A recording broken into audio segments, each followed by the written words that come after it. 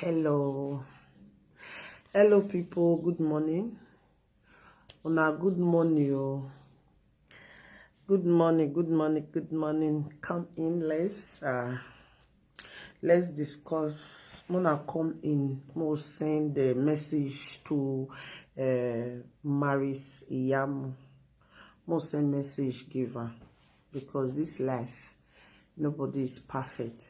Sometimes everybody body just say get the way everybody take day. Hello, good morning my people. Good morning.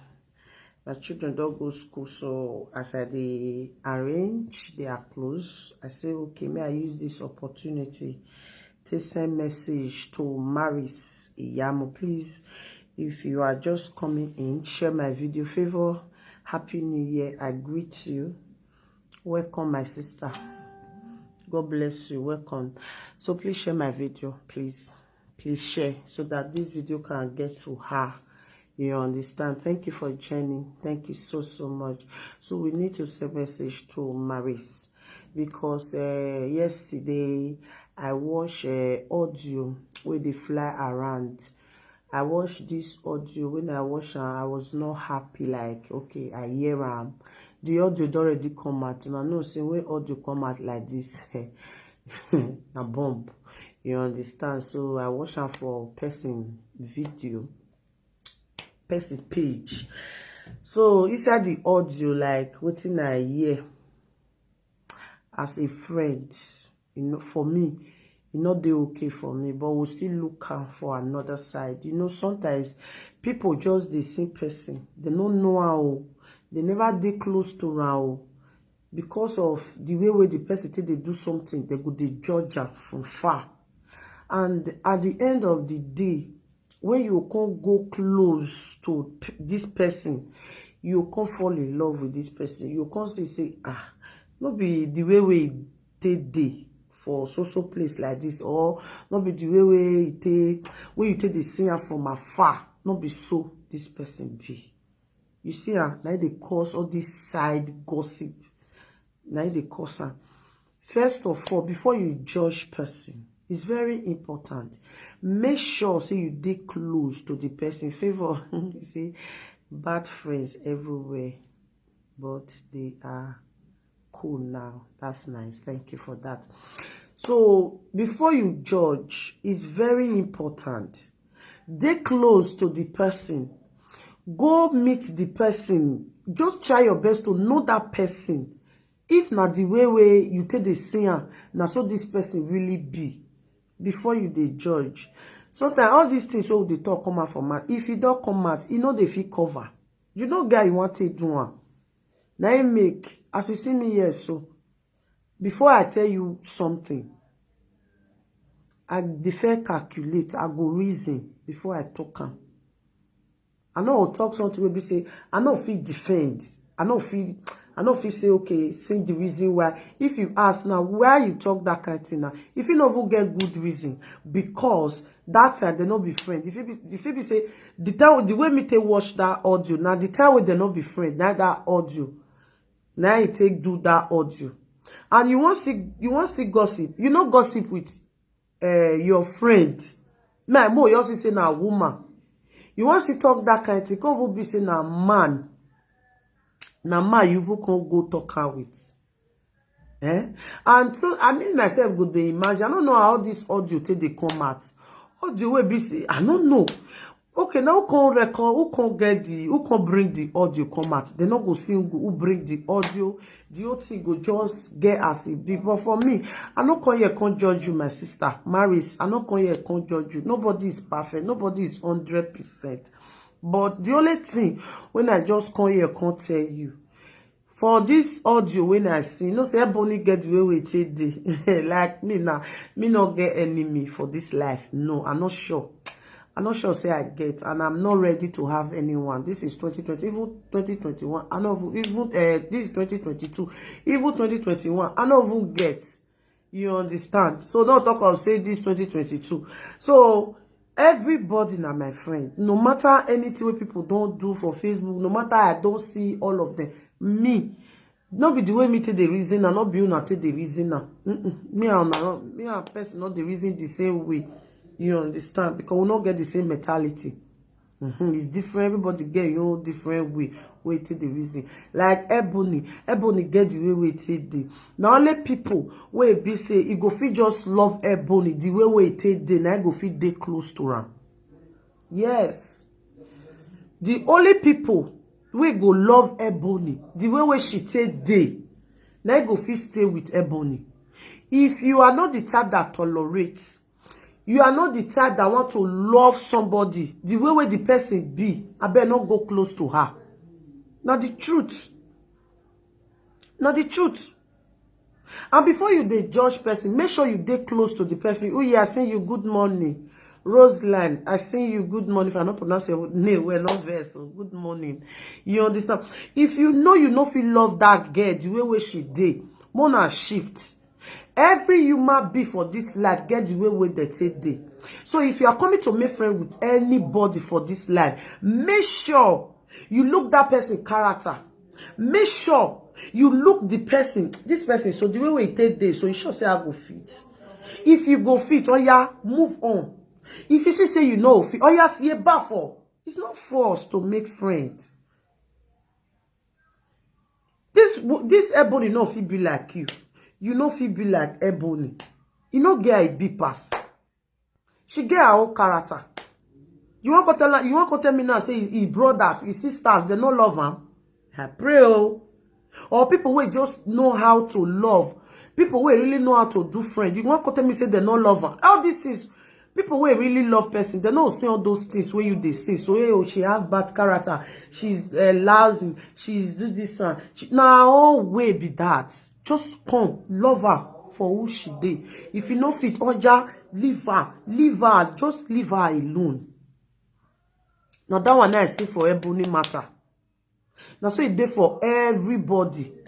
Now it make you see say everybody, most people now, everybody they work. I no fit stay with this man. I no fit stay with this woman. I no fit because no be say the woman dey bad though. Or no be say because say the man dey bad though. Now because the character you no fit stay, eh? You no fit stay, you no fit stay. There's nothing you can do. You no fit stay with him. They go, let another person go come, you go stay with everybody with his own character. Like me, I have my own character. I have mine too. No be people where stay with me now. Another person feel come, you go. I know how many people they ask my friends, say, hey, yeah. Hey Sharon, where am I here? They ask, how you think they follow Sharon Waka? He go look, they go smell. But when she go, they talk, say, this Sharon, you don't know if you really get close to her, you know, say, a good person. You can see, say, all of them want contest. We don't see all of them pass. I get friendship of 8 years. We they talk one thing. For that 8 years, we get many things. We come inside. We they overcome all because why? We they talk one thing. Because she just like me like that. Me too, I like her. Our own, the one where they ought to, because me come meet her for the area. Our own, now just was pass. The one where they just talk for her own, for me not to even make friends with her. Now so she even know. She even know because me come meet her. Who no person, not the gossip person. Now who no person reach house. Now the gossip person. Now that one I suppose know for this life. Who no person, you know the gossip person. But mind you, if you know say now you go the gossip and leave her, because person will be real person friend. Now person will be say they fit defend person for back. Now be friend. Now so mama tell me, mama say you dey travel. 3 things where you suppose avoid for life. 3 things. Because where you dey go, I don't know. Before you dey come out, you not tell me. Now you don't reach there. But the only 3 advice when I go give you, we go lead you. First, not talk within your eye no reach. And not be even everything where your eye reach. Now you want talk. Mind the way you talk. Number 1, say me I not talk within my eye no reach. Not pull life for person head. Lies. Now the bad thing, now the most worst thing for this earth, it pass sickness. to put lie for person head. Say number 2, no follow woman drag man. Number 2, no follow your fellow woman they drag man. Say me I not drag man. Number 2, say me I not drag man. You see waiting my mouth. You know only that one. Me I no follow my fellow woman drag man. No pull lie for person head. No talk waiting your eye. No reach. For me to meet up for life. For me to achieve waiting make me come out for Africa, come Europe. For me to prosper. Number 3, say me I mind my business. It's very important. Just love. Always love. Always show love to people and always mind your business. Every yana omi onuta. Don't judge people from far. I beg. You don't reach. No good more they judge people. All of us, it get the way where many people take day. Get the way where everybody take day. We all in this life, we need love. And people don't want to understand that the only thing that we need in this life is just love. I see you, Mick. Thank you for joining. Mary, I see you. Thank you for joining. Stevie, let me call you Stevie. Thank you for joining. The only thing that will just give us peace in this life is just love. Maris, call Ebony your friend. Tell her, say sorry. You know, say some friends, they to say sorry na big problem for them. They don't like to say sorry. They don't say what they do no good do, but they don't like to say sorry. But just call your friend and say, okay, this thing already come out. The time we will never dey play. Now I get this issue with this person, this conversation with this person. I am sorry. I'm not that type. Make the person, because sometimes like that, you know, say when you not like, you know, many people not really like Ebony. People Sarah. So everybody feel judge. Everybody feel talk. This Ebony get the way we matter today. Yes, at the year and they'll say this Ebony. I'll say, even the way they do sometimes, I don't understand that. Sometimes I go just love her. Sometimes it go just carry one thing, come spoil everything. Yes, not so. Just love and forget the bad things where they do. If you get anything to tell her, okay, tell her. If you write her, you know, take. Leave her. You might be, no be small baby, no be 7 years speaking where they see the bath, they clean the body. He's a grown-up adult. He get family. He get family, he get sisters. His mama, they see what they do. Wanna leave her.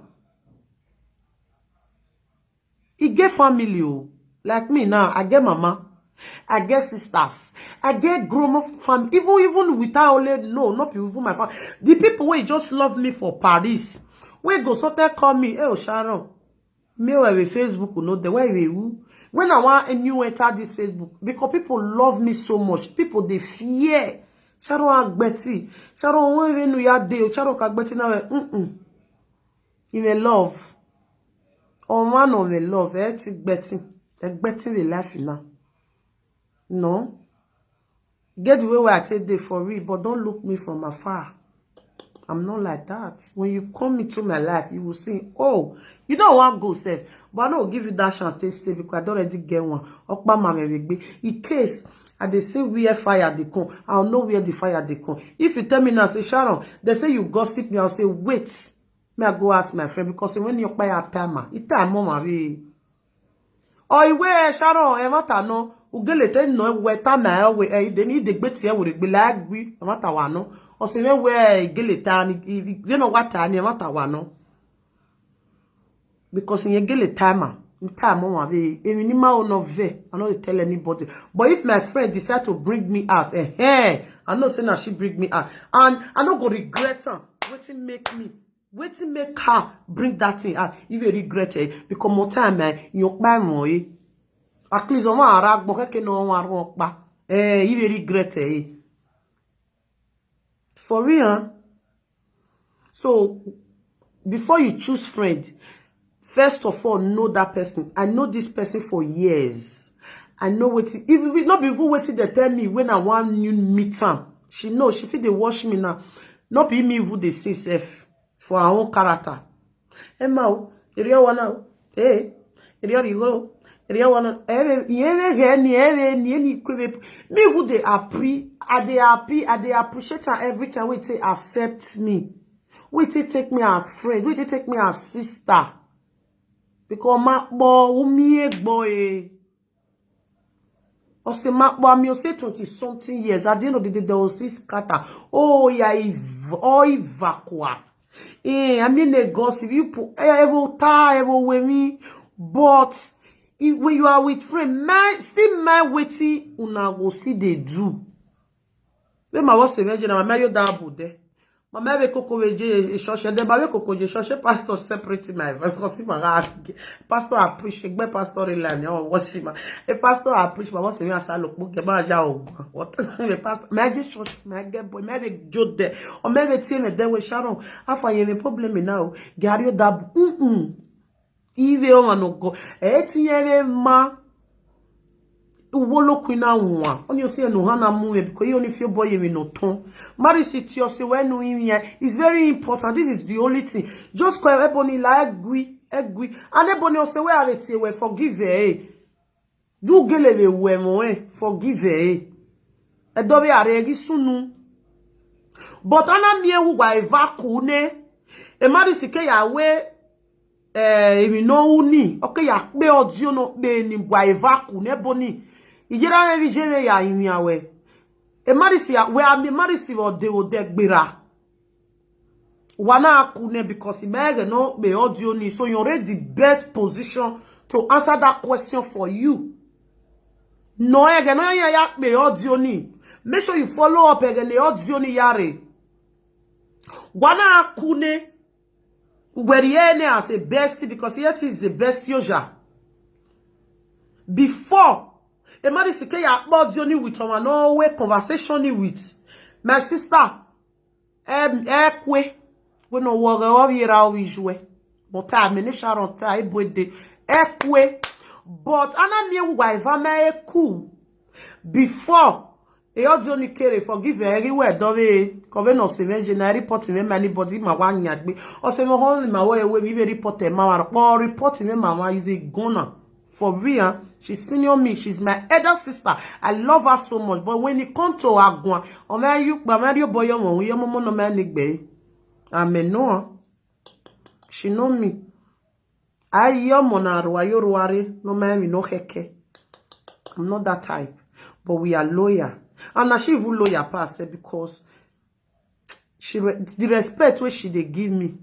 I never have seen whoever give me for my life. I love her so much. If I get anything, I will call her. My problem is solved. Any year you go, when she talk to me, I take. But what's it? What is shadow where matter na Google ni we la. Na my type. Oh we fi phone. Oh we tell we ya go wa fi phone now. The problem is dey gbe for. You salo boy. Maybe I go Google here. Maybe Vione. Because even when you are timer, because it's a law, we don't report each other. My friend will go report me, give who? No, I'm not saying me go and you tell me member. Again, so no roto. On the you tell me member a problem in me right now. We don't have many third party. She don't have the right. I don't have the right. My vano. So Maris, la wo call her or say when we are in here. It's very important, and I love you guys together. No matter what, I love you guys together. But the only thing me to be making a love what together. And if me where wakune, you know say na gwa because me gwa because even you are so we are wage or even a comedy because why we comedian me or even a comedy wa we are wage me we was saying a comedian ya why the book. What it make me talk? Because I get friend who I love. I get what it always Sharon turn now. Oh, you well bobua. Oh, see what time you know my own Sharon went to saving. Oh, tie boy daughter because when we want money at time, you might have gossip you, my landlord.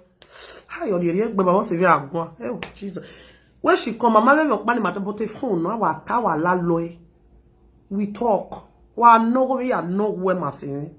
Na I ni me ho me na I no we. Wa bo wa we ji. Yana no we. People gossip. People gossip. Choose who you gossip with. That me wan gossip. I mean, choose who you gossip with. On your matter. Hey, I be gossip oja. How can somebody where you know who know before? No be maybe hello friend. That far na hey, I be me baby cool. Popori, I be popori. Ako arori efo so a gossip me. One na buena. Wa mi enuta. Warita nefo. Now girlfriend 4-5 group go be friend. Which girlfriend be that one? If na meeting, let her be meeting. I tell me meeting everybody the ekbe that dog ek nyoge. Hey, ya me was we ya we who because you won't ba. Na, you say me was no boom. When me say ni, eri wa jo was no boom. But yen wo me nota. We nota me yen igbe kodori. Oh viande. We don't first see an okpanite zeve gani o igbe me kodori. Lule ya boss we ade. Okata mame kenuri eni yamana mire you out. Baba nire egeni egele ya miere yo ma o oh me lere mo rulere iya ti elege ni o se we na wono na be ni yan wa ya kweta o mi wa we se geni ya sharp se sharo ayo rebon yo o ni di ye me o ri logo me ko ni e te not when ni ye ba se me no ga eva best friend de vanime igi mi we na wo ne de gberu le bo e se me we oni o manu gani na tama we jo una we ao ri aka le tama le gbe we ika bere mi na ni street ika bere mi ne before kele o boy da no e ma ga je me kera ke no mi mo hu mi mo do e ke si ni te mi mo do ba e hu mo pa ni metamu we khire na e friendship no ma se won ye ite la Uleijo, igaru le kiti. Dia. But she not still me. She still receive me back. Ure ne bo yao. La. Gba. Oh, na ye wa we gui. Agu we gon eni asunu ni ma wo se me. Ere de gbedo teke. Agu we gon. Ere teni owo Sharon. Egweta lo ewo we. Okay, osunu ne ba ri una. That is the only Jesus. Ma be ria ni makaji yen we ne no si ezo nu wa gba wo da fu pa gba agui. Gba wo suwe na gba agui. Gba wo suwe na gba ti gui. Ma wo da fu me ma TV ya gya wa be agui. E bode na wa be agui no ma no ni a. Wo ki viera ke abi o je. E ya be agui. E no ma no.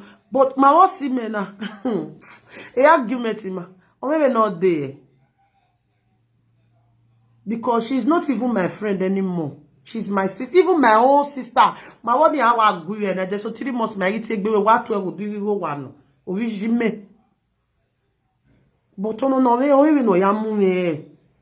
Sharo ma mata no sunu ne de so vive sunu mo we agui ba we sunu ne ba khian e de so me problem I George we be gbe kata me we ne we stay where is that why we not a problem me we ni gilo de problem me o wa we sunu ne ni ai we ne we ni natani e arige we no dey that one again. Now what is the solution? On you saying now double rating today. The solution, she wants to know the solution. Very here, Happy New Year, my darling sister.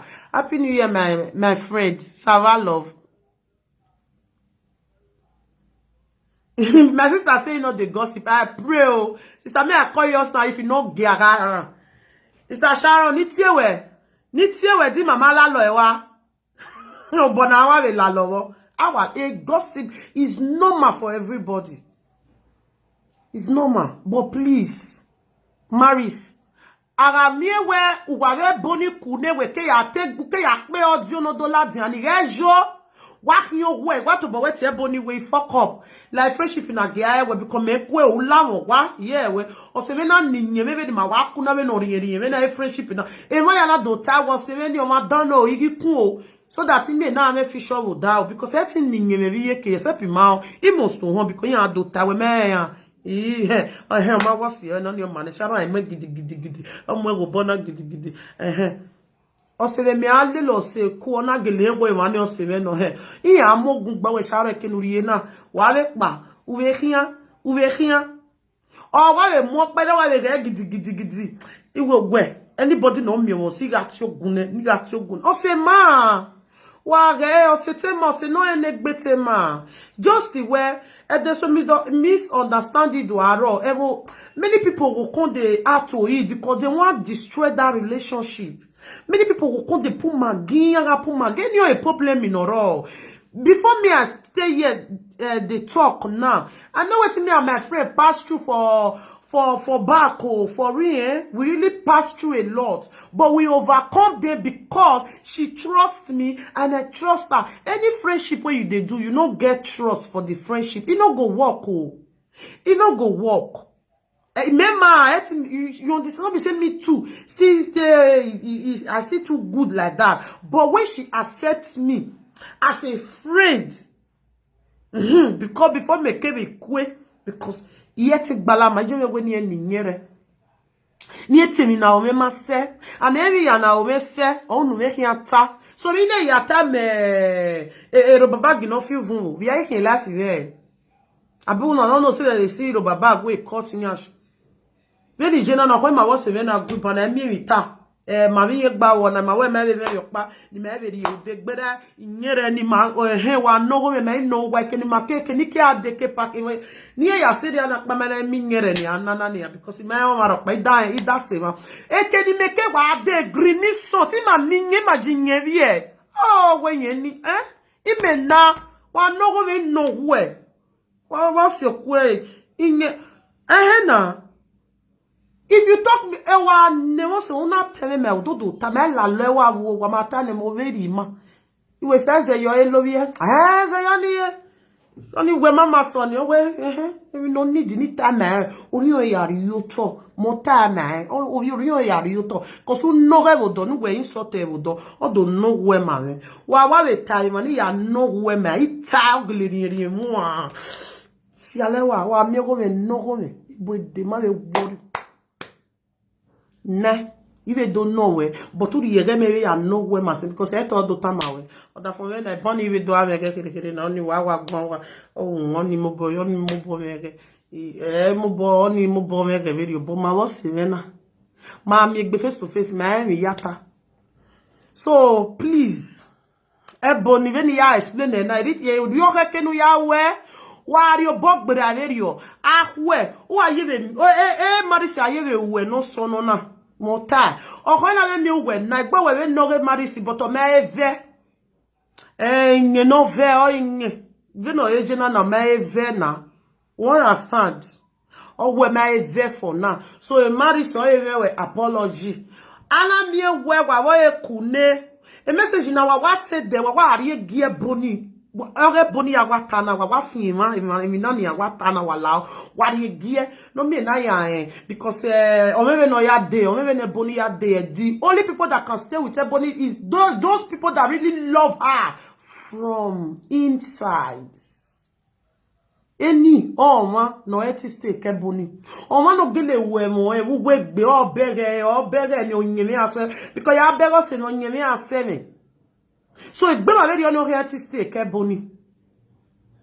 We understand. So Ebony, also where are doing me away? On me away, while made the close video. Okay, no nanny with our no timer. Forgive her, it's normal, please. While made the close, a bomber kalaki where before. Yes, I'm radio. In start doc by je. And then on a tia bonnet and railway boy there where Erima de Eroba, Erima de AliExpress, Erima one and look on a railway bomber. Our tiny instantly. I was not happy with her. For real. I was not happy. If you're saying me boga obey again, Ania. If a boy any, any na a boy dinner. Yeah, any. Etoro ye man rewe boa. Abio ne rewe bo bia here. Ebo brisky here. Ye bo brisky na. O get a point me. You understand? But later, ishe me ne do lads we every when waya o you mother o very wala. But at the end of the day, when you don't turn day, I don't know if when rewe bo ya present. Abi me manjo na, and I love her. I love and accept her back. But okay, the beya balon any. Wait, he said the message gear. He maybe no matter because I really no time, no matter no time ma. Because I'm making him not there. Do or any arm banner there because I'm making him not doing. So I think we what the railway because he was here now with Bawe very. But today, e uwe we gani aye total de never don't love in manirewe bo vione. Manirewe bo we don't do yiri rene. It's a dog by here, no do bere we manirewe bo gele we but ye no ga Nigeria matin egi ma we mo eh. People come out for her. People celebrated. I was celebrating woman. I may wa purposely celebrated. He took more. He got a rare sin. Yeah, he's a period in it. I'm not sure. Ni ya bevu wiku ba mo eh. Igele gboge si wa ya wash wa no ya re no re na na. I love her so much at that time, at that point, even till now. But I gonna ka we maybe no ma you know ma dejo ni no ma no. If you were born again, maybe no way. Again na walawa. Who get logina imi ya de okene. You right? Nyawe ya togo we vuga but just where ma oni do ta ni de no ya so no ni do ata bi tagbo. Sometimes mi o me so no do ma worion u e ko u mu e ko egbe u e ko ata u amo pa no ata ma. And so ma we we no that way. O ta mo wa ne bo e ma fi vun se we jokpa wu. Gyo se we ni ewu we mo Jeme, wa we mo da fon we be ni meji ni wa we mo da fon me o. Iye mo da fon me ku iwe report mo da fon me ma we. Mi o we ya mi we mi na la gbe. O ma ese ni report mo da fon me ma. Da fon me report me ma o wa report me ki e ku. E da oladian iladian pa we va we gbe ave yezo we mi ya yezo we life na. For real, a law ima wa na we gbe siri ma. A wa ta bu ga ga gbele gbo abuga. De ta ri ju. Ibi ka ni ya re bi wa ka ni ya yezo are wa ya ta. Nye vive no vi me last bon jowa o ize je jouer ore ku igbe wo no ya di akọ no vi oke do gwezo ugwe no to eruge ya ata. So my dear sister Ebony even yata bon understand there and Ebony make sure ure onwa no wewe wale lo ma kabo re do ma na wewe o se abugbe ma. My bestie, or be a book by my fili so qua. At a word to wear him, or even whether ya day here, one more what do okay, or he what do okay. But please, my sister, what total live video. Even no ya na my better or because I will give yet to do miscalculate bonny do tell me no mareke. But a day when ye tasima de okay, while I wo wari enough one, wari even la wa.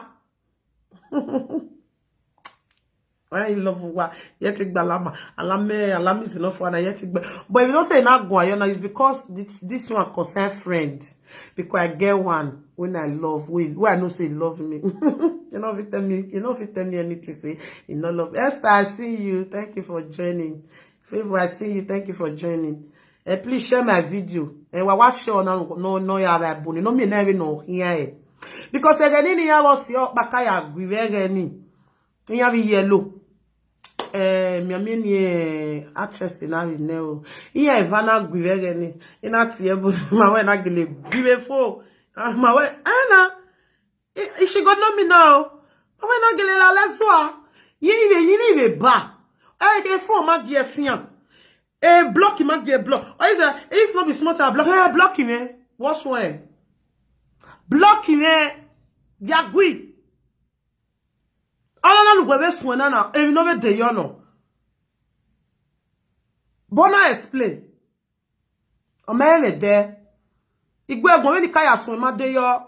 But ona igbe balon igbe ton ma wa igbe mebe ton. Won sun won se ku ebore. Di me ti ye bota ije do tana.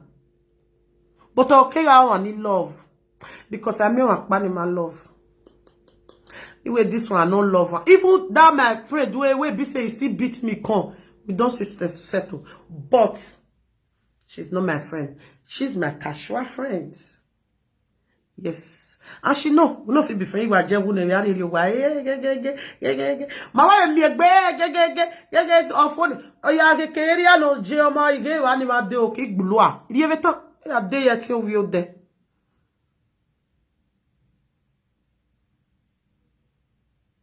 Yes, they are friends. They are friends for parties. Our bagly bukwa.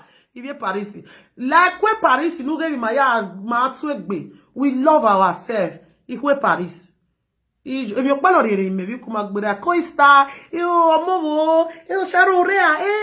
Come on me. Our tuegbe. Kuni geleri wa. Where you go? Where asu ponu ya fi?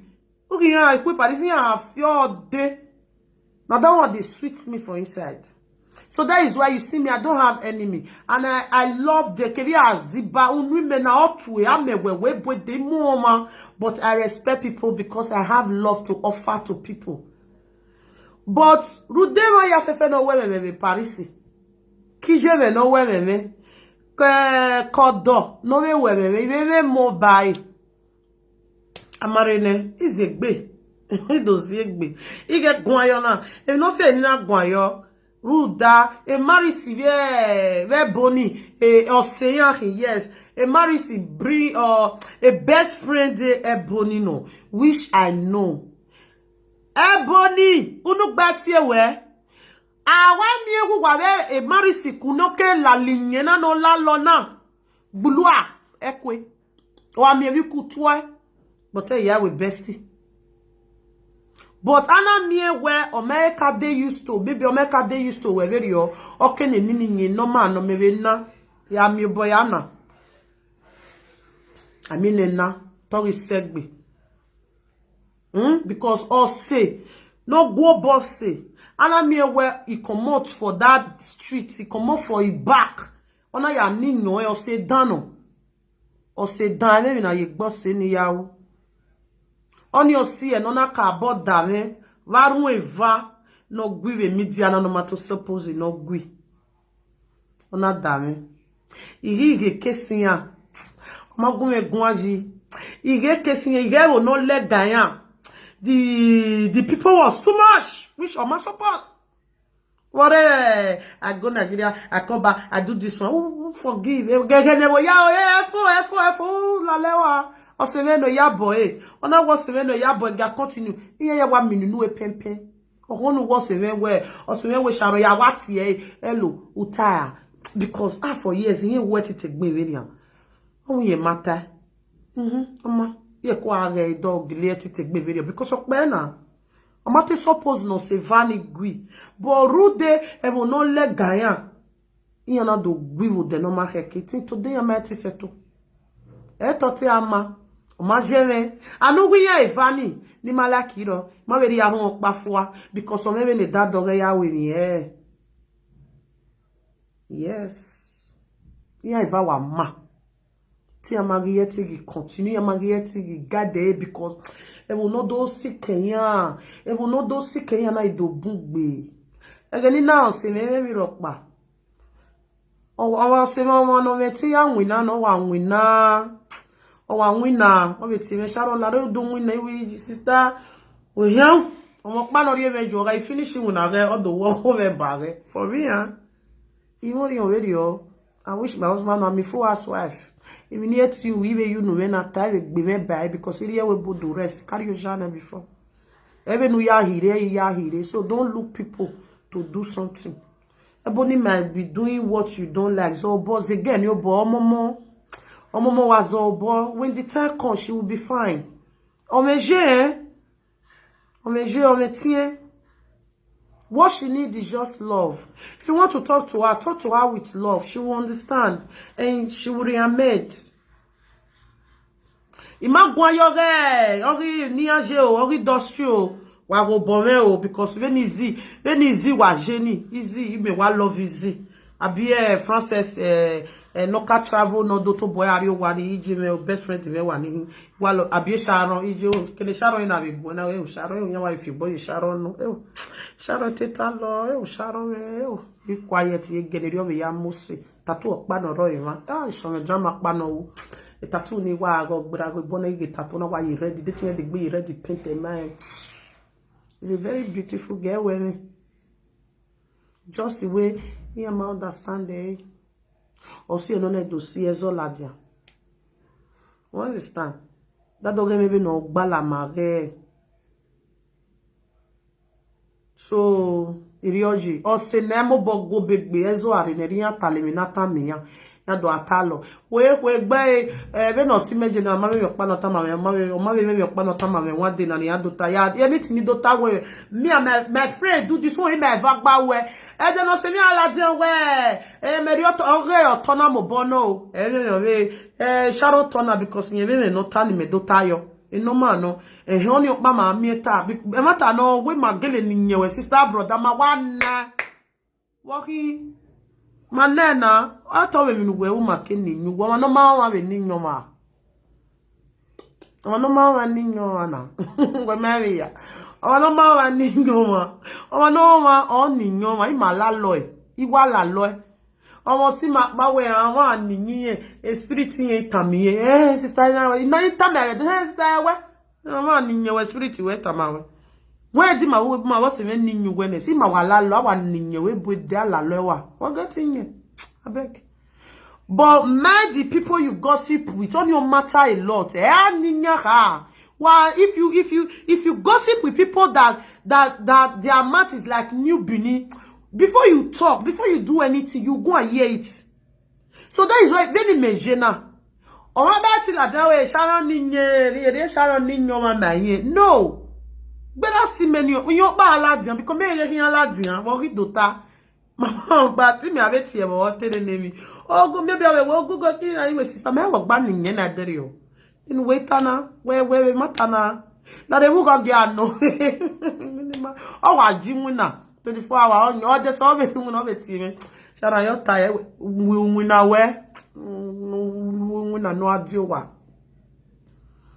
So sometimes, okay, while lost here, I get yeke. And then my bonny ya quarter the telephone, I said us a very gear. Where why I say, I like the message. Hey, I don't a message, and I like the message. Now, give my was my what was the way no for funny and agree. I don't forget this actress name. Again, I agree again. You why I agree na. Where till la. You know, like he was saying, not well because we were in the follow. Me and no mucho. The sorry, the surgery, sure say out of way. We were. My way agree for real. We really quarrel. When he says he block we man block him. We know what blocking me block you. I block you when what by AJ blocking now. My way argue for me. Now since that time I went me agwante. Ya je Nigeria mi eviku. Ikuna ko be won tan to ta kemi na to ta ma wo ga river to ta na to ta. Yes, we me Sandra. Iku say no man no one time. We me Sandra river. So I love everybody. Even in me, a Facebook, even in me. Even. But everybody, please be careful. Very important, be careful. Easy. Like we. There, you know, time ebony do tell adian. Egui, ore no can, maybe a gbemara or any, no man, no. Or one a gbemara or you who awful. Or one no you who. No mak bone. Oh no.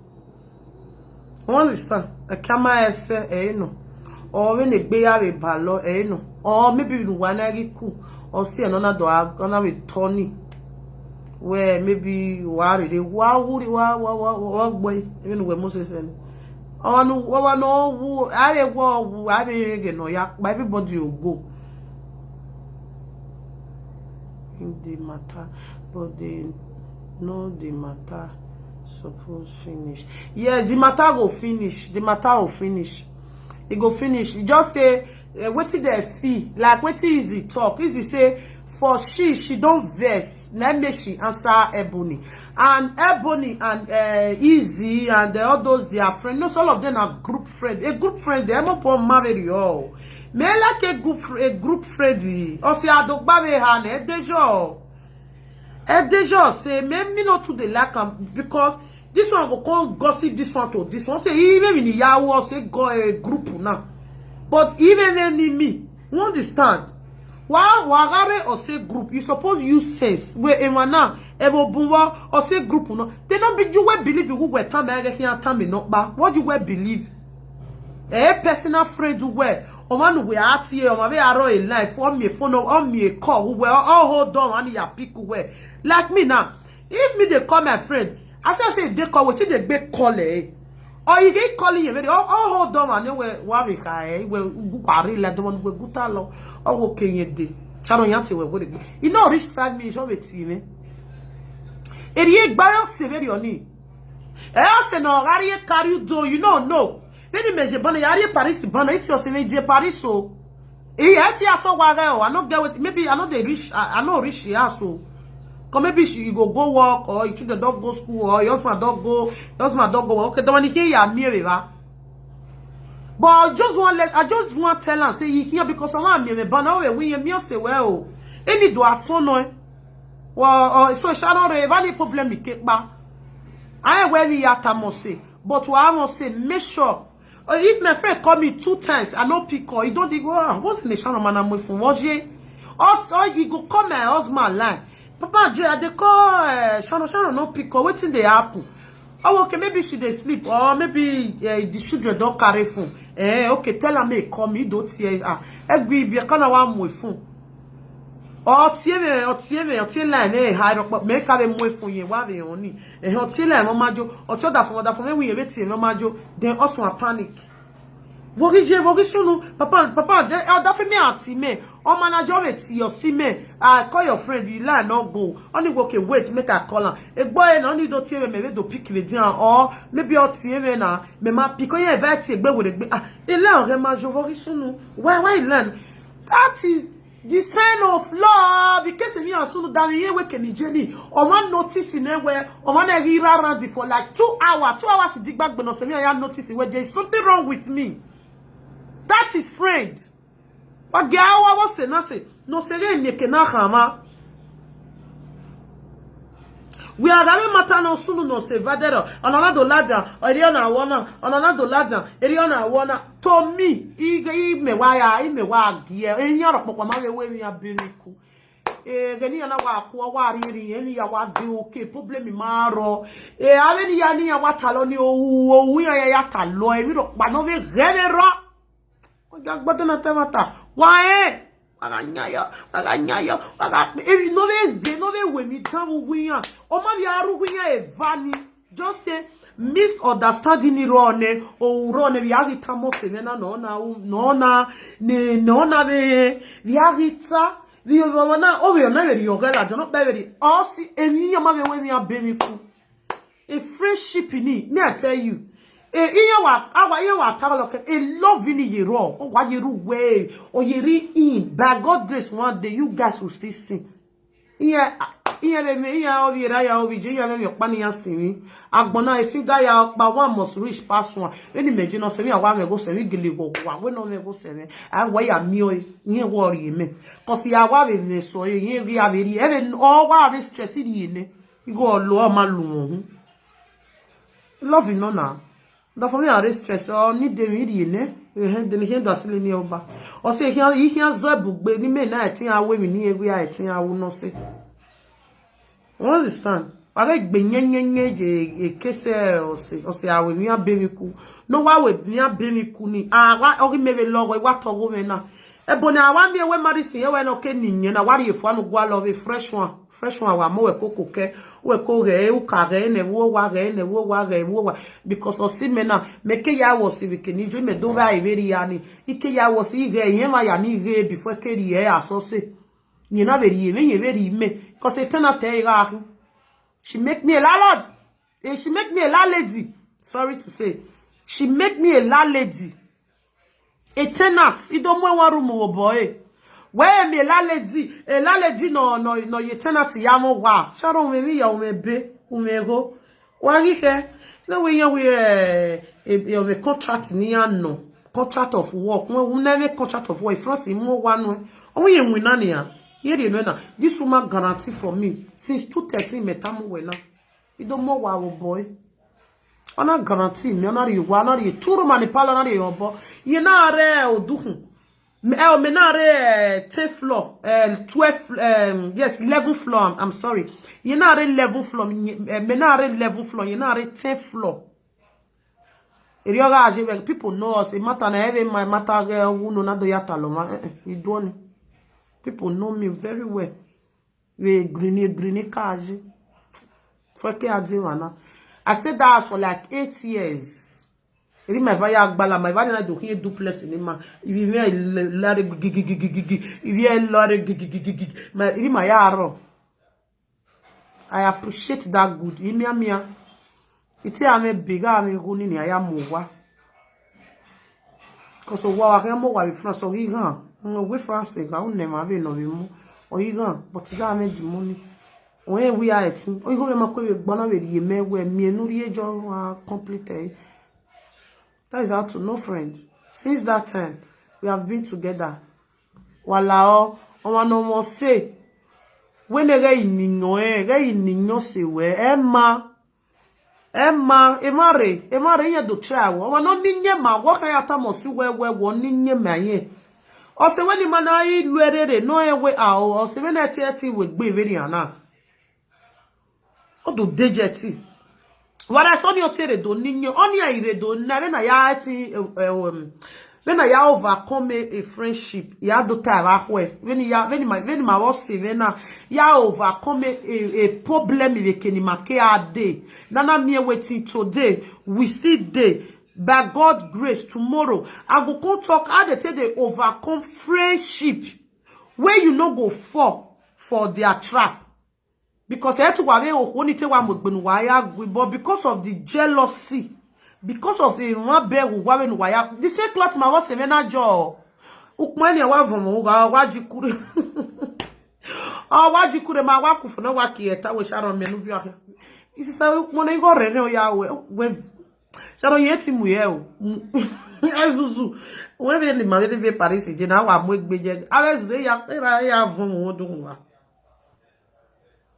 Nijo last ni na stay yo wa ike adi wa owaro message an ekejire ku mere Saturday. She's just too nice. Ria am yo say. Even na we new year dakpa. Sweet I greet you.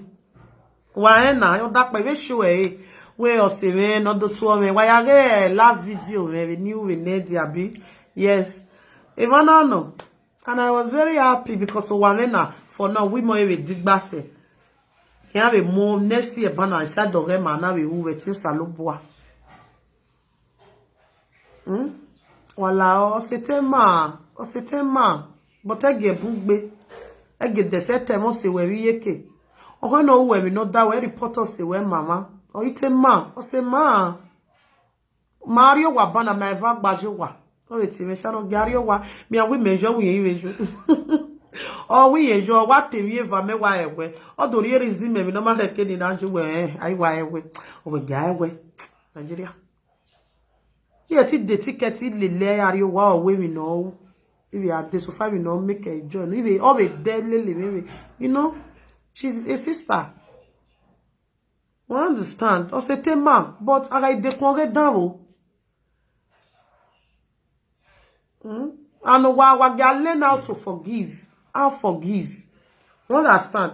I forgive. Again, I get bonegbe. Every case no wa forgive. Okay, I forgive. Wa forgive. No matter what do you come me ya worry me. A good time ni ma wa pass ni. Ma be go pa ni tabani ani na wo yo ri mire yo ma o ina ru le kan kitikiti ijo mire yo ma o.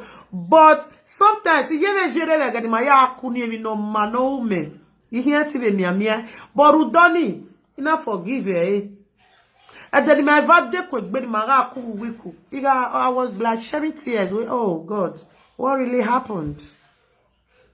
Obere Rionji but oga eta wa teme na ye ti yaku do ta lo emi aladian phone. Destiny, thank you so much. So mona share this video. Made the see easy egwi wala wa ewe rezo wa ebony ewe gbalama o we ma we ebony ewe Uwe ni mi ebony. Uwe ni mi. Uwe ni mi. Omageke no ma believe in life now where I get enemy. You don't have. There are some people you feel they don't love you. Ebony, they love you so much. They love you. I feel when you're lucky. Where you're lucky. Where?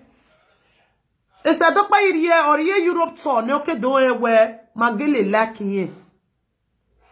But all in life, there so before Kere. Oti, there are Manivere.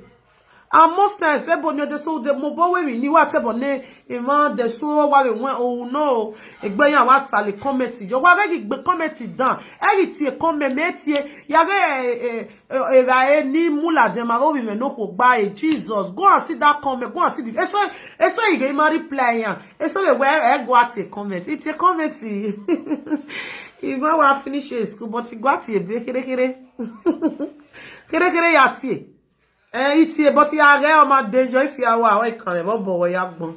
Opinion water na. But I'm not change anything from me. I'm not disturb you. So I really love everybody. Let's say I think we but you know you can't impress everybody. What way yana? When me gona na no wa me no wa to last we na na me we no la wa. Awesome fool. You understand? There are people like that. You know, if you not in metana, Jesus. Oh, you know, how we queen also near. No, na retori ni menana megbologie kwa. But they vex some people now and they talk. They vex them. They don't want to use it a year because they not just like you. Not be they never see you before. Maybe your man win here, but they not just like you. Go you they vex them. If you ask them now which reason, Emie. So that is it. My dear, we run, we are do the Europe tour, but you are a star, you are a celebrity. We star, we celebrity, oh, ta. What the boy about a celebrity we here, Bonnie? Bonnie, you are a celebrity. Whether they take out the liver, you are already. On va tirer on est soto. On s'aboie, on va bien de donner bon yo Ebony this Bini actress. Celebrity ni. I pray. On va to change a party ni. So ware line, my dear sister. Wa bere comments no ma de okay. U fiawa. Ya irude a comment na ron pa gbin ya ti e bonne wo Emma. We o ma gionari we ya go ma giere o ma giere mi no ro ri ogben beni meje no ma giere gioma iyo zu iyo mo me hi giere gioma bi your mate you know what mo why giere gi we gian no ma o me wu me be no se meje na we gian me une ma giohun merci iwe gian no ma and every no you we mo wa ma ni honu do report e ma me ya me mo wa ma ni o ma giwe me no season no wa I will only try my best to settle if I can. If you give me the chance, I can do that. You understand? I mean when I provoke. Get hero yevo. Sister Ebony. Yeah, but come here we come in your mobile provoke. Yeah, wa boyo. Nenevi. Because it's so agbe come so. What here? We have 3 days. Now ne mi gbe avec de so why public figure ma ke ne mi agbo egbe dukia maybe do agwo o wa go straight to that person who go egwan ebo de na yo to tora na wa mi egbe o de do si gbina na you know Benin o first daughter bi you were born and brought up in Benin no maybe na we do mo last I veni meje ne mo ko ni wa ya mo dan imi ove ya mi e ba gbon. But maybe ya rewe obonula rero you know bungbe yeti wa won wo ke o maga wo mana ga ewe na oni se o ma egbi ko ime go so no we ga ewe because I don't really want to make a zone because egbe here tin an do ita ma here tin an do na heavy we here tin an do zone na si batin I talk ezo ira no you go know if na money na Il est le west bien. Si c'est ego, I tell you, ça no fin do problem. Like we, gya we na okay, sister we gya we bezo. Oh when it digwe, it digwe, what digwe no ma. O ma egwi. Okay, mommy egwi. So I remember that baby ya fe ni water be na sin. O ma na ma. Wari fwa. No wari me la wa. Very important. Understand? Wa wari me la wa. And mere forgiveness. Forgive. 2022. Okay, can I wait forgiveness? Why you go? Why gwezo? I can omanu wa we mo eh. Emi keri awa sunu. Why gwezo? It's very for. You have other things to say. O ma mi you egbe ni wa e nana. O wa gbe oluwon vu gele lo lewa e fe o that way Facebook. I was say we ya po bono. He say go, you are eating well. A fatness of who face eh. Dan madwati ebo. Ah boy mo bomma, please we should stop that so that every ya make not dey okay. Every ya dey okay. Ebo ni o me rian la wo. O ma be rian we. O be rian we. La ojoge istadok pa iwe ya me nwan because at least o se we no. You understand? We ya me nwan. Because we no rie evo yana amami evo pa no manjo nevo mana la diane ori bari ko e ma we no we mo evu we abi wa mami ori Paris was so sweet mama first ya wa the bet the result na who carry first, you understand? Ori rama ori jeme but ori ame ibe le legbe ki nwa ga ni ori ri me to de gbe to po we ni ibe gbe o yi de gbe to gbe so but ga ni na ti a o we mama we mi ye mani re we bo ma we mo won ti stand to ti a o e video but ege gele so ge wo ti e wo na kun ri ameru ti e wo ikun ri ewe.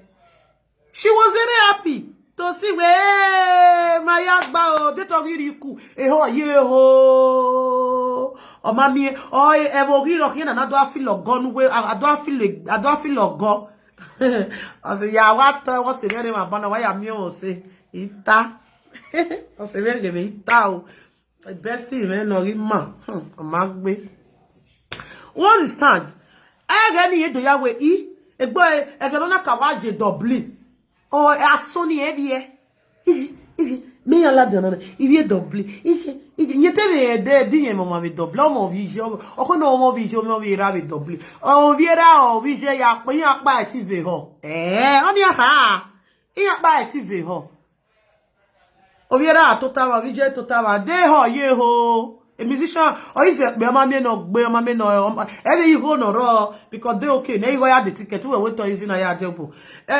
how me no ki gbeji wan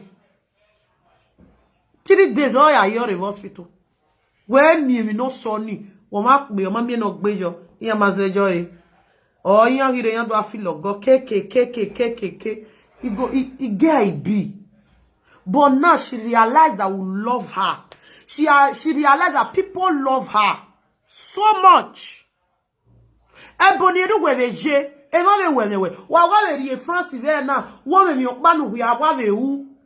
Agwa ve we me wa gbon ya wa ve ton up agbon ya wa ve laja. We te ya wa ma we mu gbe. Ebony we wa gare live video pa ni hita na la wa ve fin ma nu wa ri ne no me na won we de so amu bo wa ve fu. Wa ve are live video we nu wa ve hu. Ave ma even ve ya we popori no ve like ya ve hewe. No ma like e o ve gbera ye ve gbe ni jesin ya no like ve mudia. No ma like ve na o ve pa. E no ma no ave we ri jo.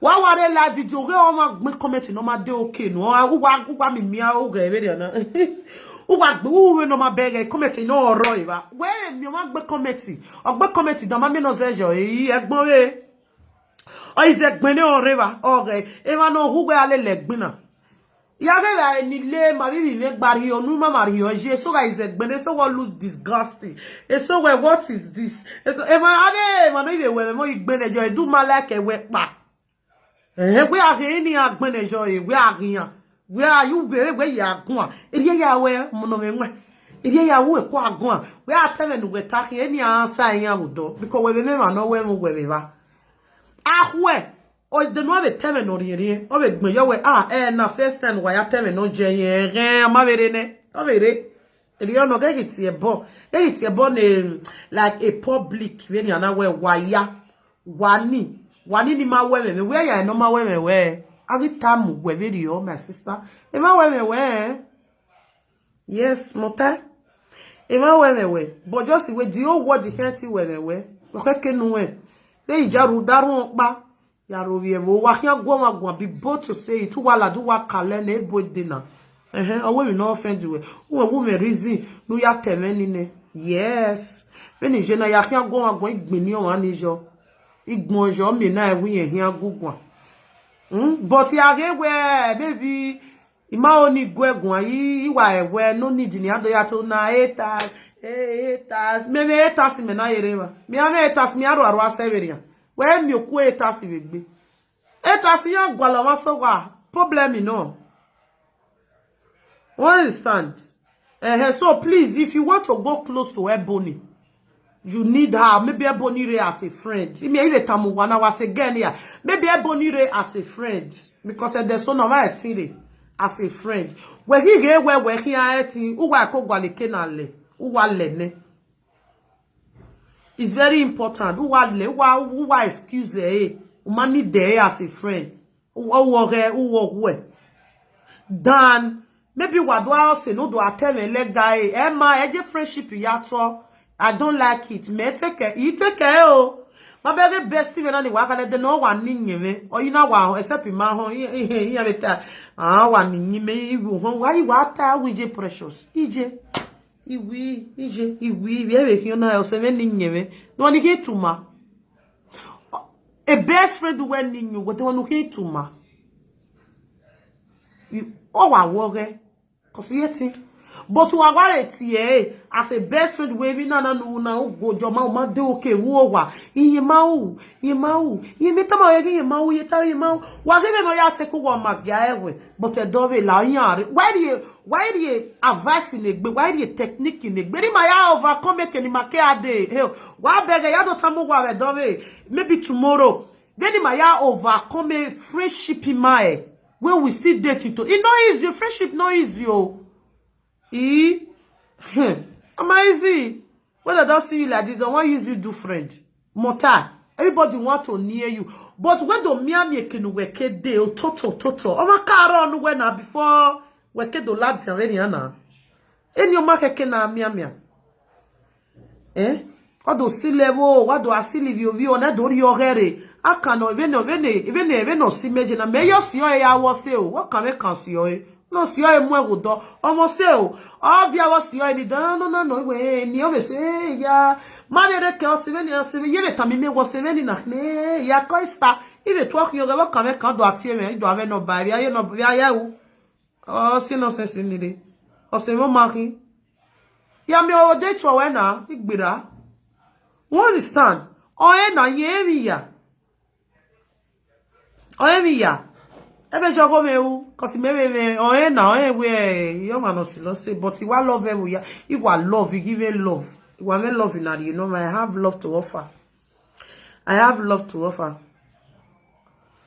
one understand so mo head down here before ave gbomo kedore gbomo re Facebook na wa lu ehun we ni we gbomo kon square le gbomo but I mean no gbomo wa be bege ni square me ni yan fi gbomo o le gbomo are we class agbeya lewu do sanfo do mi am school bag rule here we wetin dey happen wetin dey push do say gbomo dey school ma be ikedo pa iye school re ma be bege gbomo ma be mi e ba we dey window ma ga la foi gbomo so na so e be de so ro Facebook na yin e kwa wa hian arege arule hian wa me party no adeba wa me party na how is the problem na me wo ke na gbo ya wa love you gbo wa we na we do especially we do you love you do you wa love you we mi yan are mi ere o won ni mana wu me na me we me personal wu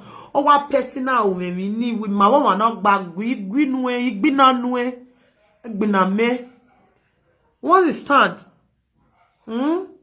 So sometimes what the ata say o biana na soho na o ho na soma na iya marieti migo oni osie o biana every on madan ma ve uko emi osunu the woman also every on madan emi osunu because ya marieti compose gbiyan and they decide to leave let that to wa but wa ge aku ekwa gekwa nwa ekwa enwa de ona ye ni do ma dona ma need we fi ogugwe egui we ge egwe I don't know. So Marisi deveni yata na eno la oti o se we nu ta ma sorry. You understand? Who are we sorry egui so wa we onu we do tladia we o ma evievo wa egui o we no see o o se we na mia ne we no care is just counterfeit. O se we no wa we gba me the problem ona forgive you the rest is counterfeit. O phone why we no ike o ma ika bo except baby man we okay. The way sorry next time no get try, but I don't really know if I don't need the way the way because I must know that the way the time me sorry now. Go straight to your friend, apologize to her.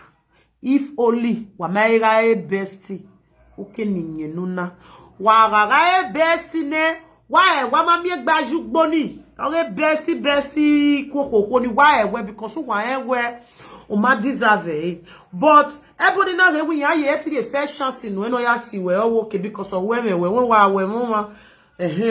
you know smege na we maybe okay we need to na you will forgive but my way gbona gbe mi na igba we desi vi yeke now say we yan tam me want ma me ya tam mai yan tam me avodo do tam ma so yan desi ke ni maje yan we sharon wa se sharon we gbo se me na to we ma because wa te we no yin we o si me no we don ni no e ma me atu we oni me no okay me ri no we okay ni no a we no na do we a o ma gya wa we ko egui o se me la but ya ye tam mai ko mi Imiowe manata me ya yeta me woma o ma egui sisu we mi eno ihe atale ya but ya no ewe vosuno no wifa wonder or ido to bo me lu erere wa so that nani e do see ezo we ado report me sharon ado report me lu erere wa we lu erere wa. You understand? But I know when you know, you have no we start one of the we gbe ni we azibane we be na we na we ma we no ni ya explain o we do talk we get you very you know. Like that you have a talk we sharo my do because now say when in a boutique cavity the fact me we message we we do we no kia e be say because I say no make do deba when you need do agbo say but I will always say the truth but here ti mweri ya yeke because any o say no mo mari ya yeke o say dano do na mo se weri ya yeke we o Gagi muria because imogo veria ikan to tama ewo ma wale lo se kian gagi muri abiye ke friend is good here was say ma friend good if you see the better one you go enjoy am because if you soro no need if you soro no aru le boss we if you soro no atamo se we if you soro o me nata if you know we o ma ono ma be ho time you know if you keep on to yourself. You say you go tell your friend, may your friend come swallow her. Why you not keep on to your own self? You keep it to yourself. You understand? That they say some kind of things where you're not supposed to tell anybody for this life. Anybody. You keep on to yourself. No, okay, we need to banner. Iye woke tell me mama nothing maybe don't tell me now ya tai we no gele ya tai ni mata gele no don't na even ya to ma change because ye we ti change they no here gain no here na change even your monu o se we ti change even your monu even monu we na to go we don't no time ma we make we on he ma we mo ahia gari station dog station de na 20 bono gari na 20 bono fo a 20 bon ya gele deri ono If I no pare me gi se. Abo wa le mi omo hu bae. Doge na mi omo hu no yin mi awe la mi omo hu me so hu na mi omo ayo wori hu me. Like that. So, I must say now, we no ido ya ton, beware of friend, beware of friend, beware of friend. On se tema. And then so when I get or suwe or cotation, no matter even no rewe, no matter even wewe. Where did your suwe no inya where gui o magia we? To me where the sort of when you're wrong, but just to keep the tea calm. Just because no we he let him ya o me wa you we but ya lenwe. We hear that he we shall not do him ya derio. Wa gbulua. Ya wa beg wo lobona di wa lobona for. Because the man only take do him over yet a problem. But I will just make peace at that moment so that even ya me enough for yet when yet me now. So te sutie o ma okay sorry o ma offered okay ama o agree o he offered the way o ma agree o ma Iye we no easy na ta but so I'm sorry now wa me jo boke ga ewe wa we woke wa we when wa ga gun agodo everybody should just dey on mind your business so that if no we devoto no we koto to de no we gugwa no we bere we aimina ma ke keveri oni wa we mini ma ke ko se no wa na we ye we follow up e dio take ke Waga forgive me because wana here de bana wana bege ya mosisi yo mahu o ma ni we develop we woke e go gwe we many ya so na turi ene yin wa if you do me can no we gbeveri o weti free life just to stay alive and wa done but wa we when the rudo sa boy rudo sa boy na forgive I forgive. Because I they say na Emma they say na Emma because me they say me gbenemo dao. You understand? Oma is a way we the so is a way who fi worry. Ma ve one day I me they say na ke do man show any na. Then the day ya gbe iri o ma ya age. Iri daisy ya de by age we and the way we they see new year. Na so age te the drag and the me wa agbelegbo a Sharon but now ya agbelegbo a cause ma even more yet do wuru them everywhere anywhere.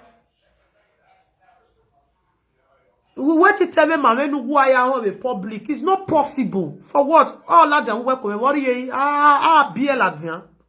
Worry Evini mera ene de ana mi we kwezi eme ege na eko o mine won oye boy o mi won emi no mo la dia ni bege the best friend in many megeni oye me mi so oro mo we ko itama because baba we atama we bono we tai we iya nyenyo e ho because we type because all went to agbe. Yes, every that don't get a business or gbe ni ya we waga do la we do waga do ku. Every ya ni mi we they no se me you no se me we. When you did where me de do la there why give me on ata or give me on now. So I wa gbe so I gbe sorry. Ido mi ya waga seto emi na.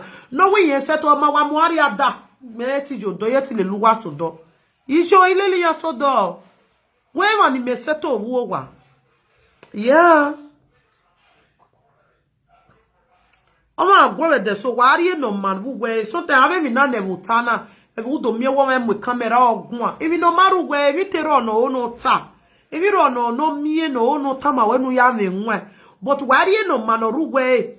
Why what the I David not tani via my gamma, but at least one must me point here everywhere. Why don't you? Don't you lesson or way? Why you only why you no bonny mo bo?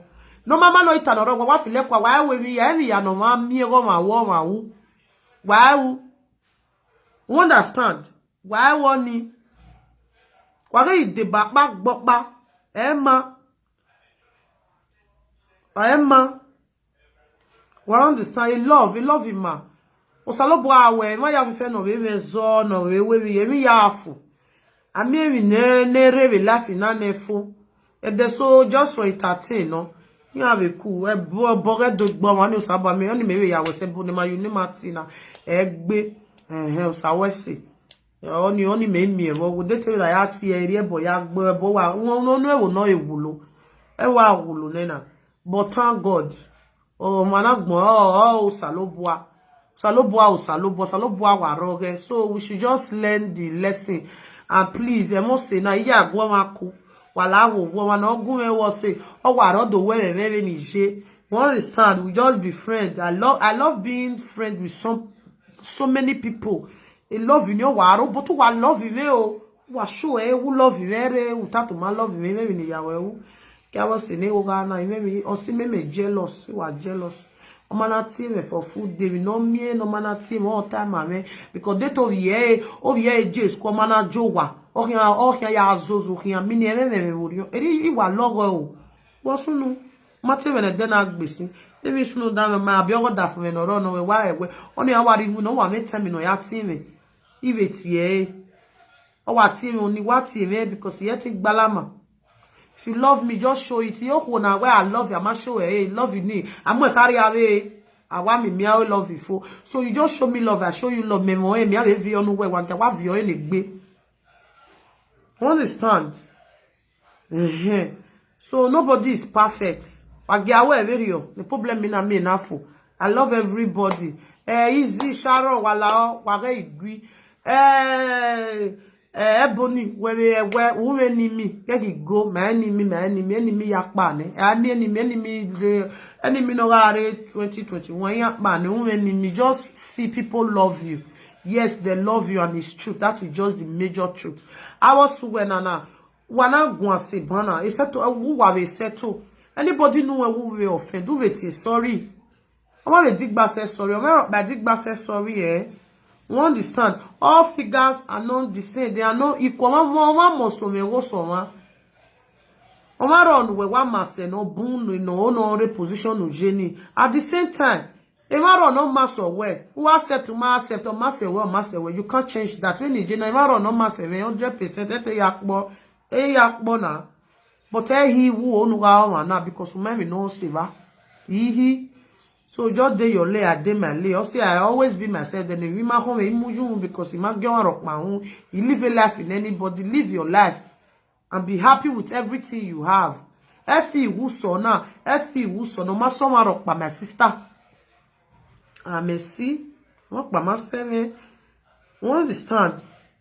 So that dogere position one on amego and one go abege even so roya one go where the nigga imu ya ladian we e o na me gbe mi na we e give you e o na we mi na where do I want that ma mi ya ne ma wo se me mi ya ne e won na ni pure ederio e we sharo egbe wa we now this person do this still you hey cause not everybody la talk we ye oni edo ta we ye wona e de ne Sandra mo wala dia me we e Sandra no ye nwe kekan o emi no I swear to God o se po no me block o me ne wo waje na bo wa mane wa me no be one flat. You appreciate God for that person's life una mane ye we mi Mama way too much to the where colleague do agbi kunero worry do awe lads everybody stay you wa bo no me bo abo wa we ni akun wi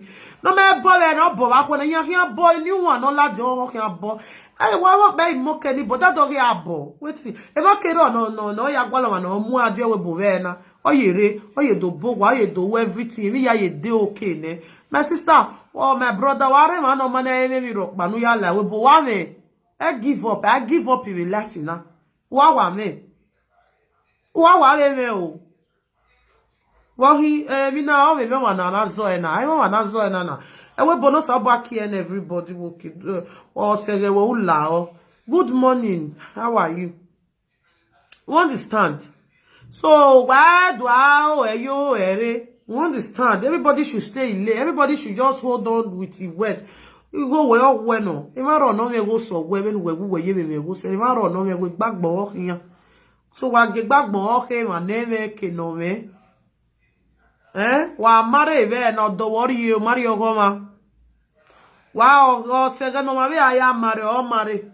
If I am ne no ka mare ke me ve ya. Ni dova. Today, if you want the same of mama yame, the so selfie. Ni me dova no ro wodo me va me ha. Boy, by grace of God, don't do bad. But only mommy where the same age mate yaje. Here the same age mate. Okpa mo sokpa. Okpa mo senior okpa. The sort of one ro wodo me beer. Only me where he beer there. Up here na. Egbo so gba ke wa ki e no wa vi o na ha no we ya la ne pomari ade o we ni ha na you can't change that just the way age difference is all and see so we may go wore egbima we may go mokema where we je you my have na o ma ni jero ba he o ma mi go ya de you my they no you believe you here there next week are you God or the next week don't man there week na almost to dinner. Working, you gbin you my yo. Amana de you my there, nene after Ruba here, we move no reset out done your kayoni swenena. I what do de go here there when not the 20 inches here at the 35 inches. Omujo, who refuse here. I may see. So, if you don't have anything for now, don't think. I get my impress. I get. Oh my God, you watch now. You want? If I was saying, I say, I want win. I get. Winning young team, winning young, winning young. I saw you here. I mean, I'm okay. I just worry laughing because many years, maybe what away. What do okay? If you are any yari, any yari. And ya would know a tawoke, yawa winner there, na yawa winner, and you are recovering when corona na stop him. You have so a minute can change a man. Yet you have a aruga, any team, after we be American, and we have a TV, ya swing. Then when we not since how many years in it, best when a very nice winning. Then in the head was so see who when we now, Imamina, or 7 me go 7, or 7 me go 7, or Mamigo, oh, what book quiet can. What can you go say where? If you need money, ask your friends. Oh, I greet you. Thank you for joining. V love. Thank you. Oh, but why can't? Why anybody ya here? There's time for everything in this life. Please. Igwa goma here, man. Gyo warok bahun. Cause you dokpa ma we ya la we bo. So oh me when TJ mama TV say you my ya gioma. Jesus. Area ama putiti ni te suppose you know why this one iya ya gioma oma area fatty face or fat iya ya gioma oh boy maybe your mama straight say iya ya gioma me I no fit do all those things so you give me anything no it's not good. Hey, Giomani, worry because of Google no was straight now. We maybe no also know that where you see people walking, but tomorrow they become handicapping or either the fear well we for because of small thing. No boy must straight to master when here na. That is why it's not good to mock anybody. Believe in yourself and believe in God. You must surely get there. Also, there are some people. Daddy, I greet you. Era mi atop be o, ijo. Baba atop be. Baba Ogba One International. Wa atop be Baba. Domo sir, respect from Sharon. Domo. We understand. So Emma be life in another gioma. Wa very gioma. Wa we gbenemi. Wa we gbenemi with love. Wa very gbenemi no ga provoking ya. While you fake account, ijare wa ajore have fake account. Oh hamu, what's your mana? Oh mana go use a real face where you have me done. Even when you fake account, you always go there with love. Why are you provoking ya? Because why a problem? Why are you provoking ya? Why are you with love so that there will be peace in everywhere? Why are you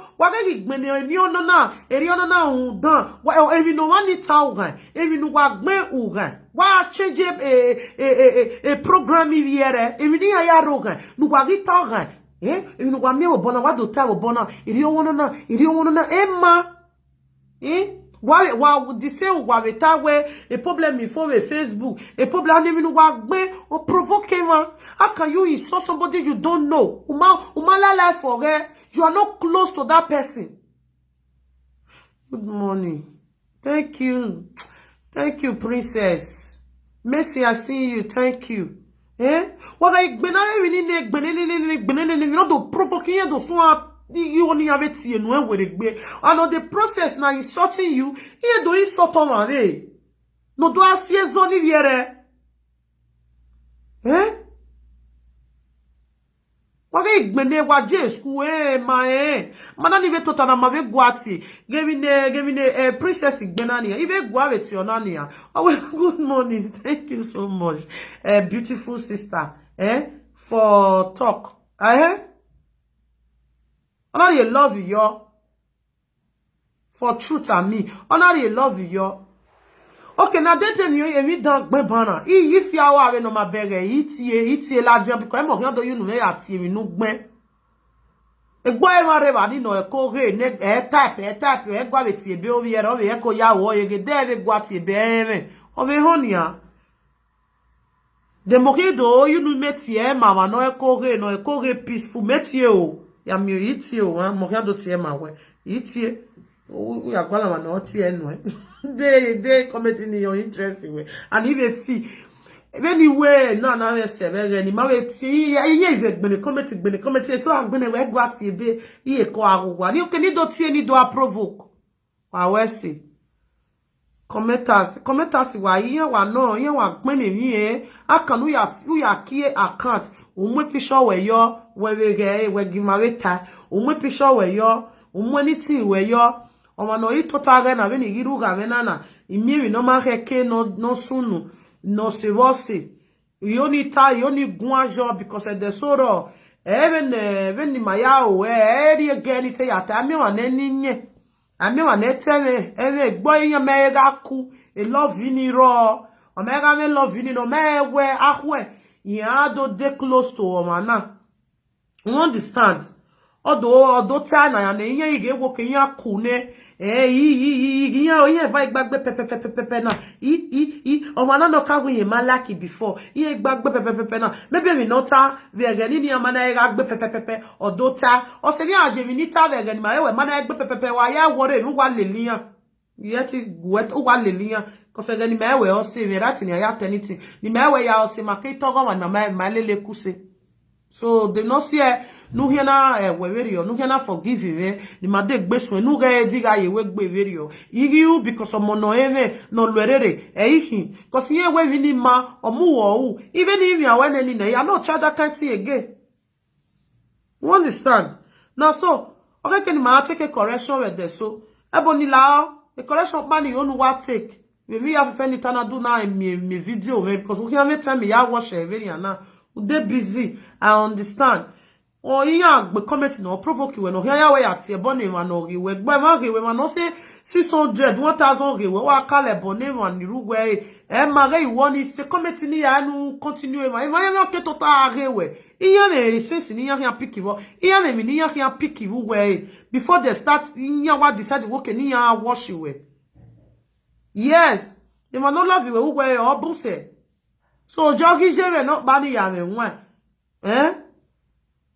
wala ide ba ugena na re na pay yo. You understand?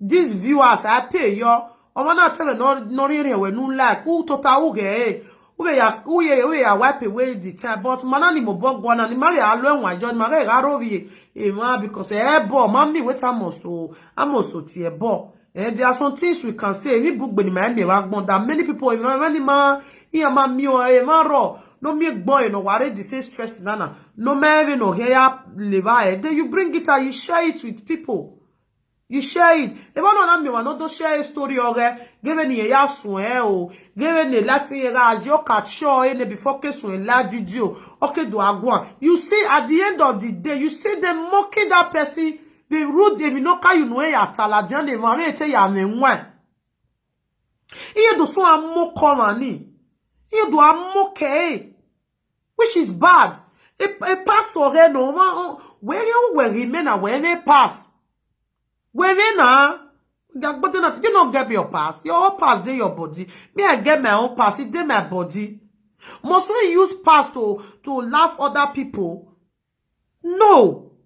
Iye do mwe pastor wani la diye do ya agmenya iye do ya agyo no mi na balo yo you know tell la diya ne mame ya ne mwe so da niye ni eve ya deje igbawe problem iverio wa mwe pass ni la diya wa gwan wa do ri ye na do guy na do togo na do to o do a hot on wa gi care about the feeling someone. It's not nice. It's not nice. For real, it's not nice. It's so do I go you so do I tell them like say where hey on your man above I am kata. No. Obama rai. Wo salo buare.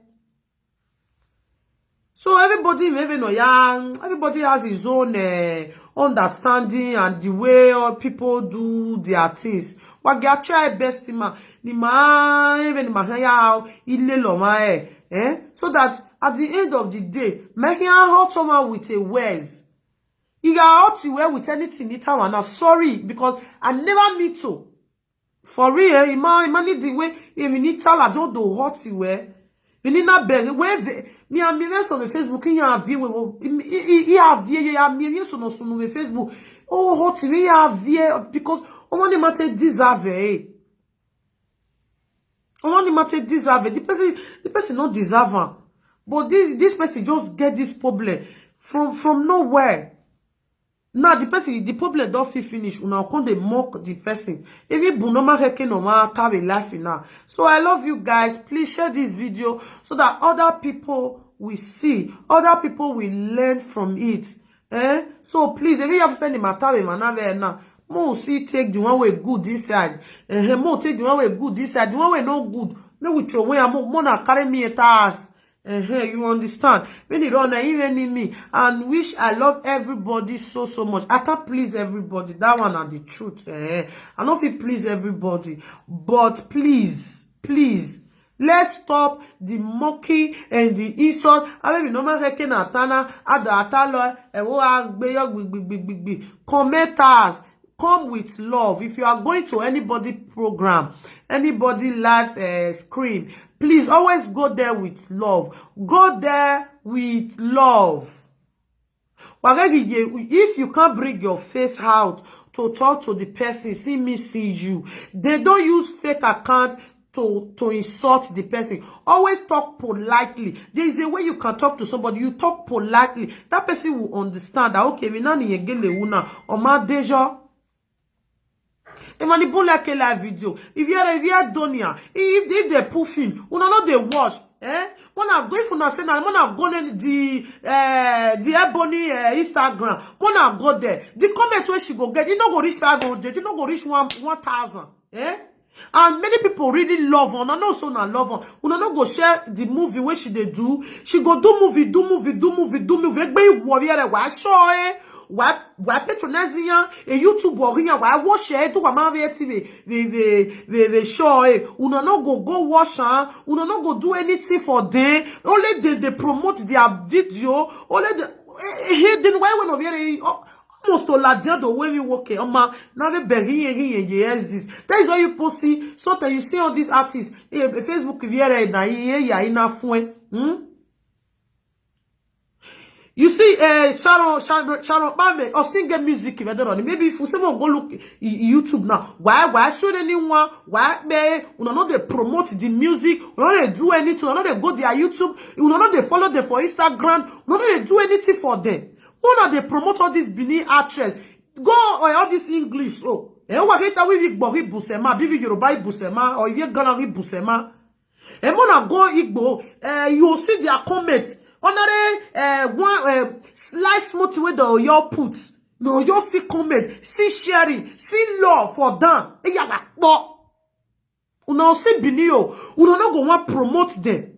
Why when you do they okay. They must do something to come out for them to know. Say, okay, this person no if they exist or now or raw. That is why you see her for me. That's why you see her parabolating Facebook. Even before you go see Ini Edo, Now only YouTube. Now you foresee ni Edo. Or Mercy Johnson. Now only YouTube. Say they watch your drama. Now you say, but go Facebook. Go their page. Go Instagram. You go see all of them for there. You see, if Mercy Johnson, even if they eat, it's as he go bring her comment. Even if they do anything, everything where that one, and everything where she do, it dey okay for everybody. Why be say if Benin actress can't do now, can't say she too dey lazy, she still did this one because what she dey do now, no one promote her. Come on her page, una no go fit just follow. Mona share, Mona make everything dey okay, make she just still dey okay, make them know okay. Before they talk this, they'll say I monetize page. Before she do it, they'll say verify Instagram. How many Benin people don't verify for Instagram? As they do drama rich. Why you not see they think that one? Wagawe o oni wo bokba. Wagawe o we. So more they talk truth. So really a la diana. That day now. That don't do a provoke one. Me no he provoke you. But just say only waiting I want make she they do. If anything where she like make she do. But make she just avoid that part insulting because of comment. Because comment they provoke her well. Because of comment, make she just avoid that part. And before she come out to live video, make she just get that love. Say, okay, I they go everybody love. Any general, I do associate where one person hates me for a year, or they don't like me. I want to go talk to them. I don't know what they want to. You know what? You know, disturb me. No, I'm not wage man. Ya kema baba na ya lungo me. Ya do yari yema with a family me later. That's my own business. If I fat, na my body I fat. Don't fat your own. I be a fat to your fat. So now so may we see they look that part. More they follow them. More they promote them. More they promote them. Either they do live video, live screen. More see they watch them. You need to have very normal way because they don't fit where they did the industry. See my sister now Sandra. She did Instagram. She put picture. How many people they look? How many people they comment? How many people they share if she put something? But una declare say una love her. She's a star. She get verify Instagram. How many people don't fit do and say una really follow her? If they say me they really talk her, you see say 1,000 view but they watch this person. Well, that 1,000 view, now fit go follow her for Instagram. Sandra, Mona go follow Sandra for Instagram. Mona give her many view and many everything. Make they verify her. We don't fit do one. I don't say Benin fit do that thing. Under 1 minute. Since what did they call that girl that day? Destiny Chiku. She bring one small pikin come out. Under 1 day, under 24 hours, that girl get 50,000 followers. I be yes now. Not be the way they heart. Not be the way our old they heart. And that girl me I like her well. Now so they say money so not be what person getting they do shakara. I be one coin, what you not get, na make on the user. Na so that one was tiku nyasho, na so bonbon. All that one day, tiku verify that small picky Instagram, get 50,000 followers. People get level. Shit. And see Sandra where they do music, people love her. Me, I love Sandra. Una love her too. Una know so una love her. Una they follow her for Instagram. Una don't ever share music, share. Even for YouTube, una they follow her. Una subscribe for her. Una don't ever do say they verify Sandra. Since wait they do this thing, I wanna wait they sing, I wanna so una love her. How can you verify? Una they do fake love wey no make sense. When they do fake love, they don't love in here. It makes sense. More really bring the love out. Bini. When I go they follow, do you want to love inside with a good heart? When I did there for them. I'm not love here because I don't feel love all. And if you not see check to follow person are free, wanna go follow all of them. Why are you for? Because the one we don't do, you see me see you something not day. Now this Facebook wahala say this one not do well, this one not do well. Now be the thing. Anyone they will don't really offend you, see me see you. You not there. It there? No. Why are they lion? Wanna go they follow them? Wanna make they verify our Benin people? Make they verify people? Wanna go follow our Benin people? Come on, we see they follow now. More why are they man? I be no be mama born there. No be the one that they do, no be the way, no be so we see they do. Oh, now see they make us laugh. Now so our house see they make una laugh. Me una see they we not sometimes they with me they watch Igbo movie. I know they understand what they talk. Iareva.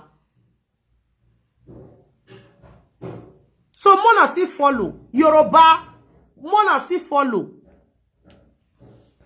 Ohonu wa mayige wale liviere. Me they still get verify Instagram. It good. Say Ebony they verify. Say Sandra they verify. This is the way they talk so they verify. Even Sharon Obama, she's the best artist. She that get the art where. She's a very gentle human being and a very beautiful artist. Wanna go follow her for Instagram? Make they verify. What? You know how many, you know, see this girl that day. Now I love that girl. That girl just knew they come out. Let me say they knew. Don't say where that girl sit there. Oh, what it be her name? That girl will come out say, he and the other boy say na just, they just snap picture. Say na just normal engaged. The boy don't marry. He get one girl for Benin actress will come out say. That video, that picture, then a movie that they do, but they just use her. I don't know whether that person feel right time for me because I watched the video where she called. They say no, the man not be not be husband to be. Say she still day free. Say she never marry, but two of them just do they do drama. Now they say okay, maybe they just snap the picture, you know, just put for Facebook. I forget that girl. That girl get music where she knew they do since last year. Now she enter music industry. How many of you don't follow that girl? Me they follow that girl. I they observe her anytime when she put something for Facebook. A comment on red better 30 or 40. If you even reach self star, Benin star, now they tell you so. Imaluela, no. Ediku something Luella. He did that girl name. I don't forget. Wayagwalo, I go post the girl picture for my Facebook. Mona go follow. I go find name. I don't know whether I'll see. I don't see that girl name. I know. I'll for say Mona go check that girl page. Whether he get followers. Bini actress. Mano egelerio jave lele bini actress. Mana. More they follow them. More they follow. More they learn to follow our own. More they support our own. If you get big program like this, when osalobo ya wubo, osalobo ye viewers ya wubo, mama lele you know ya me viewers, but osalobo ya we no ya we because who want get viewers na they get not be by this thing. A viewers na hear anything me or ya ba ya bomoni sakpa they no care. So not be by viewer, but if you get page, try your best. Say promote anyone where you know say I won't even promote. I have a mere way true where I have verified man now. Or when I'm not expect a life for it must not come to you to say please use money or use anything. At least no whether any whether la din avoga do buka na igualo. Mwenye la din avoga do mwe la din okay. E wana wala wagia subscribe neo wagia follow Instagram niya me now verify or my video your let everybody be sharing, let everybody be seeing it. I want it to surprise the way you want to win nani ijo you might expect that person will appreciate you for years. Okay, I will appreciate you here because here I say let's be doing that. Let's be using our platform to promote people. I promoting I mean whatever new. I mean will not boom again. But again, where I anywhere will booming or when nobody on it. Again, wagaka gige one in a continue any audio na me. Wagaka gige one in a continue now. You just use like 10 minutes just to do that thing for them. We are really young. And I appreciate. So please, Bini movie industry wala wa mwezofwa. Wa mwezofwa wala you understand? Boni, you too.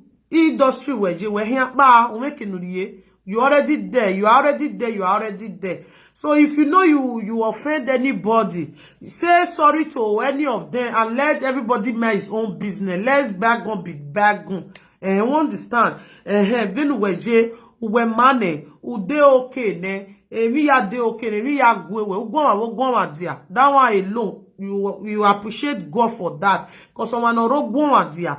Or we never know even the condition regie. But for now, we will laugh when no sabaya you when now. We gwa dia. But thank God for your life for that. Eri o ave veje.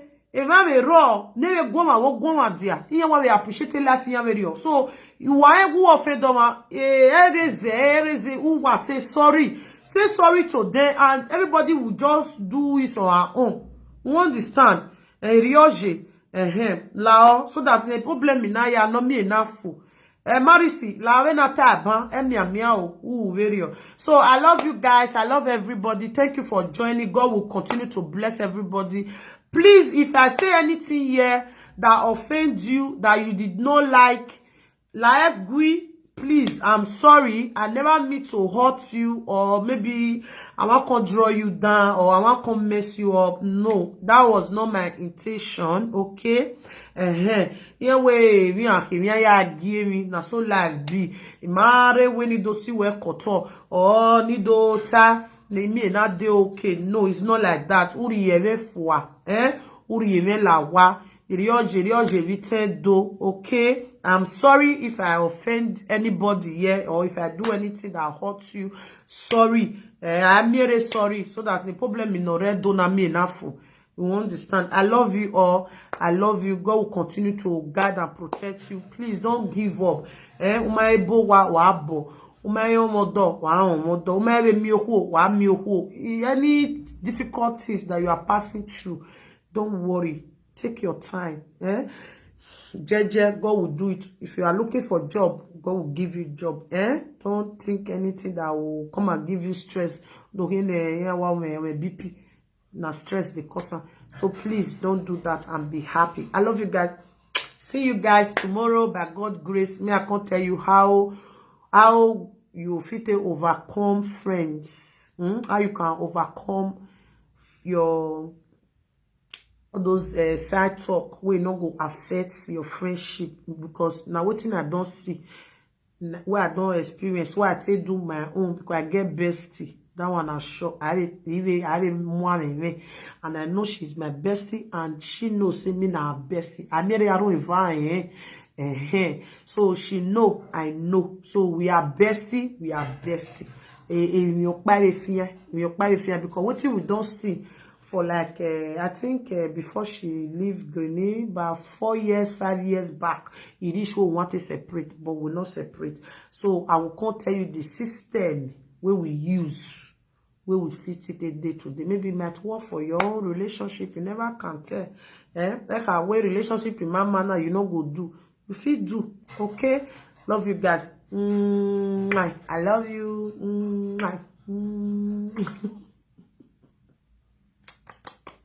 Ciao guys. Bye.